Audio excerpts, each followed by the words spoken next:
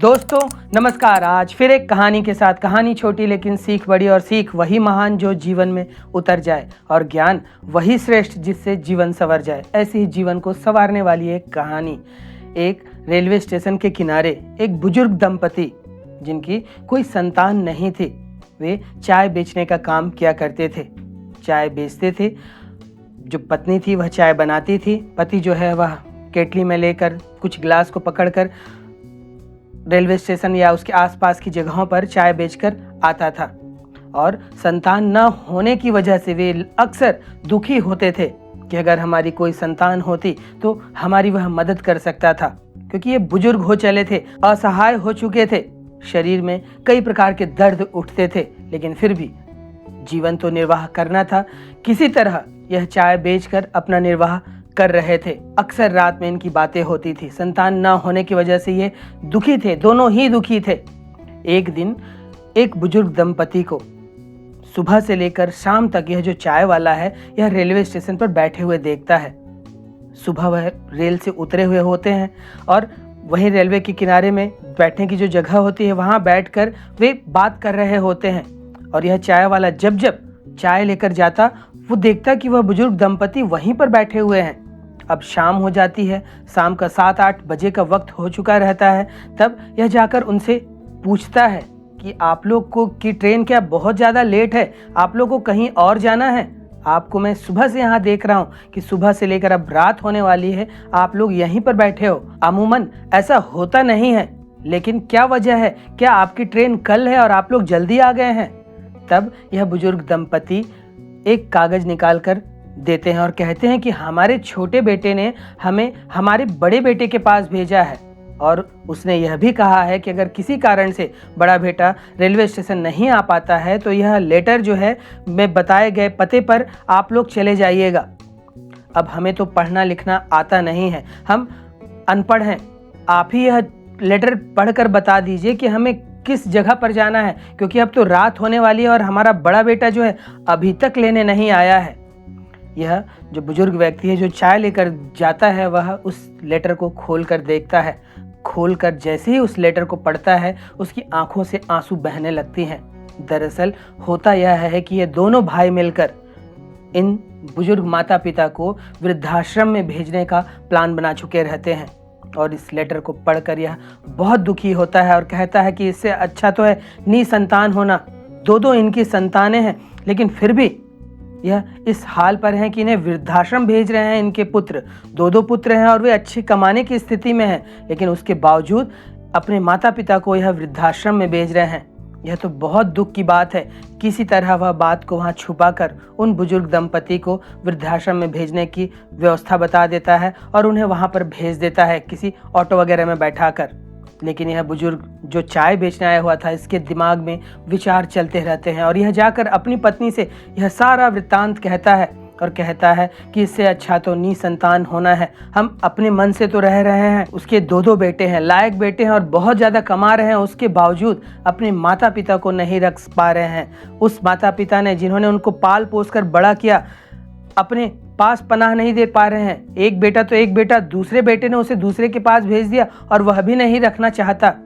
यह तो बड़े दुख की बात है। इससे अच्छा तो निसंतान रहना ही है। पत्नी भी उसकी बात में हाँ में हाँ मिलाती है और कुछ दिन बीत जाते हैं।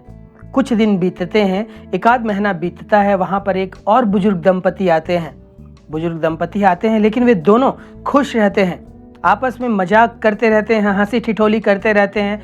और कुछ दिन बाद ही वो देखता है कि वो बुजुर्ग दंपति ने ठीक रेलवे स्टेशन के उसके चाय स्टॉल के बगल में समोसे, आलू चाप, जो फ्राई करके खाने वाले आइटम होते हैं वह बेचना प्रारंभ कर देते हैं। और देखते देखते उनके उस स्टॉल में भीड़ लगने लगती है, लोग आकर वहाँ खाने लगते हैं। और जस्ट इसके बगल में इसका चाय का स्टॉल होता है, तो इनकी दोस्ती हो जाती है। बात में पता चलता है कि ये जो बुजुर्ग दंपति हैं जो अभी आए हैं और समोसा आलू चाप वगैरह बेच रहे हैं, इन्हें भी इनके संतानों ने ठुकरा दिया था, इन्हें वृद्धाश्रम भेज दिया था। लेकिन इन बुजुर्ग दंपति ने निर्णय लिया कि नहीं, हम वृद्धाश्रम नहीं जाएंगे। हमने जीवन में संघर्ष किया है, हमेशा साथ रहे हैं, हर दुख सुख के हम सहभागी हैं, हम इस बार भी वही करेंगे। और उन्होंने यह निर्णय लिया कि अब हम ये समोसा आलू चाप, ये जितने भी फ्राई आइटम हैं, यह लोगों को खिलाएंगे। और साथ में इनकम भी कर रहे हैं, साथ में भी रह रहे हैं और हंसी मजाक के साथ अपना जीवन व्यतीत कर रहे हैं। यह देखकर जो चाय वाला बुजुर्ग है वह हतप्रभ रह जाता है। एक ही स्थितियां थी जहां पर एक वृद्ध दंपति को, माता पिता को वृद्धाश्रम भेजा गया था। वे दुखी थे, परेशान थे, और यहाँ पर यह बुजुर्ग दंपति हैं जो खुश हैं, जीवन को नए अवसर की तरह देख रहे हैं और एक साथ रहकर अपनी इस खुशी को बांट रहे हैं। और उसे वहाँ एक नई सीख मिलती है कि सुख और दुख हमारे भीतर से आता है। और यह प्रेरणा लेकर कि अब हमें पूरे उत्साह के साथ यह अपनी पत्नी को भी जाकर यह वृत्तांत बताता है और उसकी पत्नी भी इस घटना से बहुत प्रेरित होती है और दोनों फिर मिलकर चाय और आलू चाप समोसे का एक बड़ा स्टॉल बन जाता है। दोनों पार्टनर बन जाते हैं और एक बड़ा बिजनेस खड़ा करते हैं। दोस्तों, छोटी सी कहानी है लेकिन हमें यह सीख दिखाती है। देखिए, स्थितियां वही हैं। एक बुजुर्ग दंपति जिसके पास कोई संतान नहीं है, वे दुखी हैं संतान के लिए। एक जिसके पास दो योग्य संतान है लेकिन वे वृद्धाश्रम भेजना चाह रहे हैं। एक और बुजुर्ग दंपति है जिनके उनके संतानों ने ठुकरा दिया है, लेकिन वे दुखी नहीं होते हैं। वे जीवन में एक नया अवसर तलाश करते हैं और उस पर भिड़ जाते हैं और साथ में खुश रहकर उस कार्य को नया अंजाम दे देते हैं। दोस्तों, यह जो खुशी है, यह जो दुख है, हमारे भीतर से ही आता है। हम घटनाओं को किस तरह से लेते हैं, किस तरह से हम अपना रिएक्शन देते हैं, उसी के भीतर हमारा सुख और दुख छिपा हुआ है। कई लोग हैं परिस्थिति से घबरा जाते हैं, परिस्थिति से टूट जाते हैं और उस टूटी हुई स्थिति में स्थिति के हवाले अपने आप को कर देते हैं और वे जीवन भर दुखी होते रहते हैं। लेकिन कुछ लोग ऐसे होते हैं जिनके भीतर खुशी ही खुशी होती है, जिनके हृदय में प्रेम ही प्रेम होता है। वे कभी दुखी नहीं होते हैं। स्थितियां कैसी भी हो, रुलाने वाली हो, तोड़ देने वाली हो, लेकिन वे उस प्रेम की ताकत से, उस नई ऊर्जा से अपने आप को और आगे बढ़ाते चले जाते हैं। तो यह जो सुख और दुख है, यह कोई बाहरी व्यक्ति निर्मित नहीं कर सकता।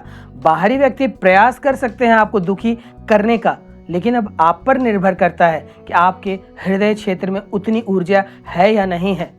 आप उस घटना को, उस व्यक्ति को जो आपको दुखी करना चाह रहा है, उसे किस ढंग से ले रहे हैं। और जब आप जीवन जीने की यह कला सीख जाते हैं कि स्थितियां कैसी भी हों, आसपास कैसे भी लोग हों, लेकिन आप खुश ही खुश रहते हैं। कैसी भी विकट परिस्थिति हो, बड़ी से बड़ी दुर्घटना हो जाए, लेकिन आपके चेहरे की मुस्कुराहट गायब ना हो, तो समझिए कि आप जीवन जीने की कला सीख गए हैं। और स्थितियां, जीवन, दुर्भाग्य आपको कितना हो रुलाए, लेकिन आप उस पर भी अवसर तलाशने की खूबी को सीख गए, तब समझिए कि आपको सफल होने से फिर कोई नहीं रोक सकता। क्योंकि यह जीवन है। जीवन एक नदी की तरह है। इसमें चढ़ाव भी आएगा, उतराव भी आएगा, घाटी भी आएगा, मैदान भी आएगा। तो हमें जब विपरीत परिस्थिति आ जाए, तब कैसे भीतर से वह ऊर्जा लानी है। भीतर से ऊर्जा लाने की कई माध्यम हैं। ध्यान विधि, प्रेम में रहना, भक्ति, और इस तरह के जब उपकरण हमारे जीवन में है, तब हमें कोई भी दुखी नहीं कर सकता। तो यह जो सुख और दुख है, यह आपके भीतर ही निर्मित होता है। ऐसे कई लोग होते हैं जो बात बात पर रोते हैं, किस्मत की दुहाई देते हैं, नसीब का रोना रोते हैं, रोतलू मामा बनकर बैठे रहते हैं। वे जीवन को नकारात्मक दृष्टि से देखते हैं। और जो व्यक्ति सकारात्मक दृष्टि से जीवन को देखता है, स्थितियां कैसी भी हो, वह टूटता नहीं है। वह वहां भी अवसर देखता है, वहां पर क्या कर सकना है, अब आगे क्या करना है, उस पर ध्यान देता है। और जब आप इस पर ध्यान देते हैं, किस्मत का रोना नहीं रोते, परिस्थितियों का रोना नहीं रोते, संबंधों का रोना नहीं रोते, संतानों का रोना नहीं रोते, तब आप एक खुश व्यक्ति बनते हैं जिसके भीतर से खुशी ही खुशी निकल रही होती है। और ऐसा व्यक्ति ही दूसरों को खुशियां बांट सकता है, क्योंकि जिसे अपने से प्रेम नहीं है, वह दूसरों से कभी प्रेम नहीं कर सकता। जब आप स्वयं से प्रेम करने लग जाते हैं, तब कहीं जाकर आप दूसरों के प्रेम करने योग्य बनते हैं।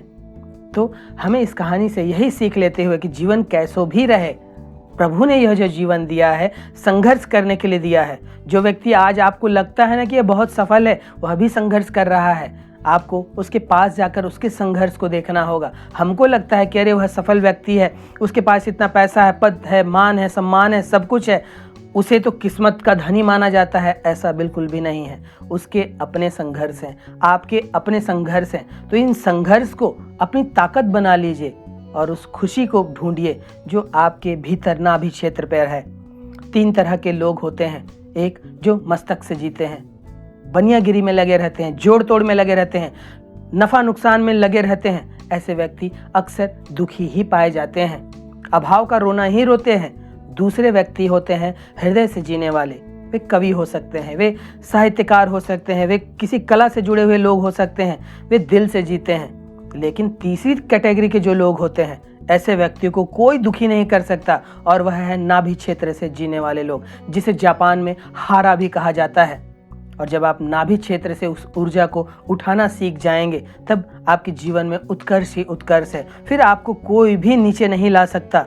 तो जीवन जीने की इस कला को आपको सीखना होगा। मार्ग कई हैं। भक्ति मार्ग है, प्रेम मार्ग है, ध्यान का मार्ग है, योग का मार्ग है। आपके स्वभाव के अनुसार जो आपको उचित लगे उसे चुनिए, उस पर टिकिए। और जीवन जीने की यही कला कि खुशी जो है आपके भीतर ही है। आपके भीतर आपको उसको ढूंढना होगा। बाहर ढूंढने से खुशी नहीं मिलेगी। नया कोई सामान ले लेने से, शॉपिंग कर लेने से, बड़े बड़े मकान बना लेने से, आलीशान बंगले बना लेने से, नई लग्जरी कार लेने से तत्कालिक खुशी मिलती है। वो क्षणिक होती है, कुछ देर की होती है। लेकिन जो आपको शाश्वत खुशी ढूंढनी है वह आपके भीतर ही है। और उसे ढूंढने में प्रेम, ध्यान, भक्ति, इस तरह के कई उपकरण हैं जो आपकी मदद कर सकते हैं। तब आज से यही प्रण लें कि मैं एक ऐसा इंसान बनूंगा जिसे कोई दुखी नहीं कर सकता, जिसे कोई उदास नहीं कर सकता। और जब आप ऐसा जीने लग जाएंगे, तब आपसे खुश व्यक्ति और कोई भी नहीं होगा।